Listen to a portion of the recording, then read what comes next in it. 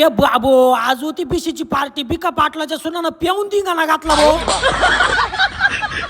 राम राम मंडळी, राम राम. दणक्यात स्वागत आहे व्हिएतनामच्या ब्लॉग मध्ये. आज होती ना मग बिशीची पार्टी. दणक्यात कॅपेचिनो प्याला इकडं आपल्या ना कुंदाबाईला आणि जुमराबाईला काही बिशीचं आमंत्रण दिलं नव्हतं. दोघी फुल नाराज नाही.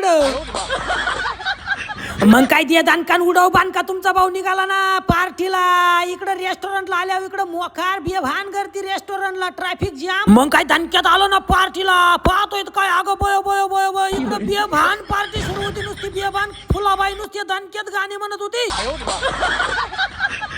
मग काय पाण्याची बाटली उचलली, त्यांना थोडस चेअर्स केलं, म्हणलं प्या तुम्ही, वाहू द्या खर्च, वाहू द्या दानकान, वाहू द्या राडा. अरे बाबू, इकडे बिका पाटलाची सून बिघडली ना, नागिन करू करू तिनं बिअर पिली.